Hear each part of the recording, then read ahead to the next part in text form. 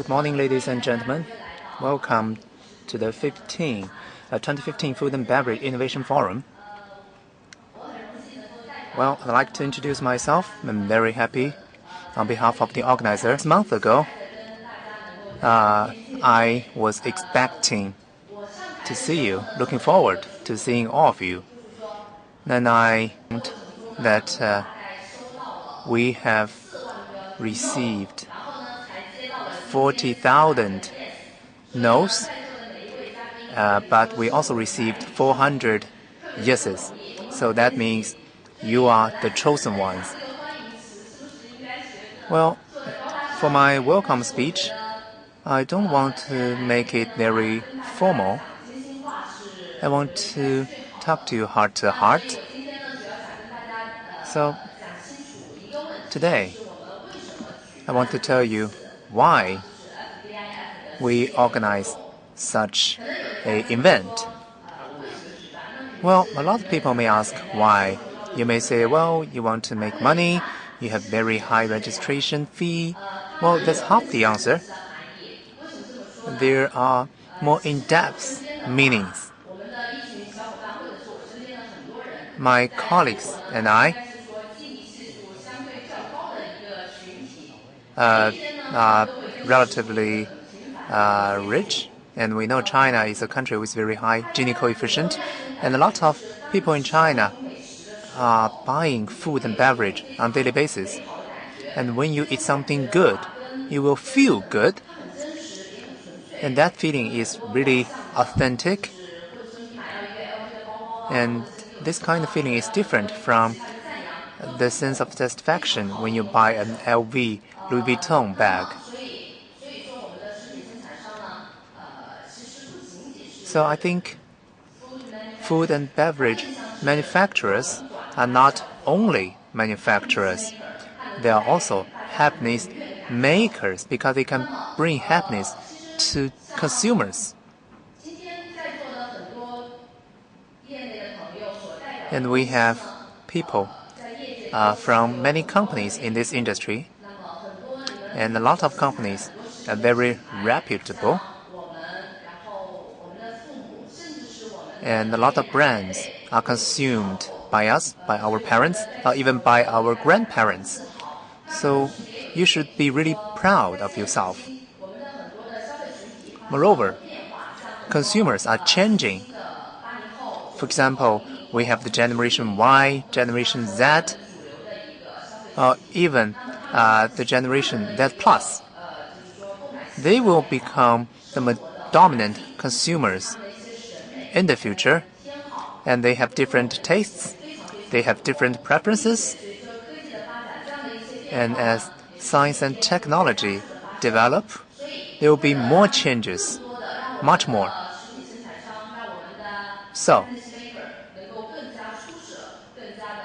for happiness makers, food and beverage manufacturers, to have a long-lasting and prosperous business, we organize such an event so that you can share with each other.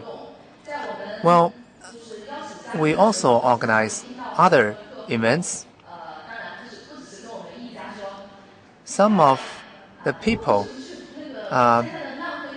don't want to go to conferences because they went to so many bad conferences.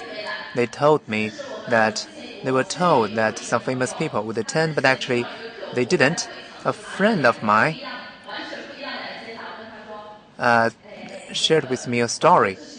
Well, he said to me, well, I've got two different agendas, the draft agenda and the final agenda, but the speakers on the two agendas are totally different.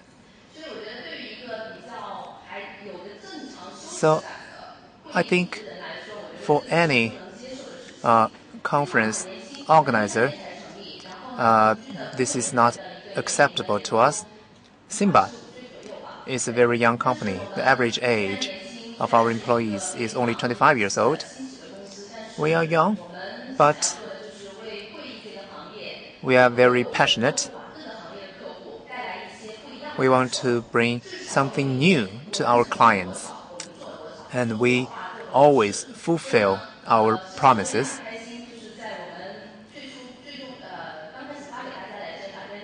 And I'm really happy to tell you that 80% of the final agenda coincides, is the same with the draft agenda. There are some small differences, but most of the agendas are the same. And we will also present you a lot of data and facts. This is what I want to tell you.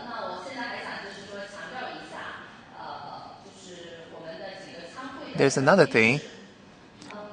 I want to share with you a few tips or requirements.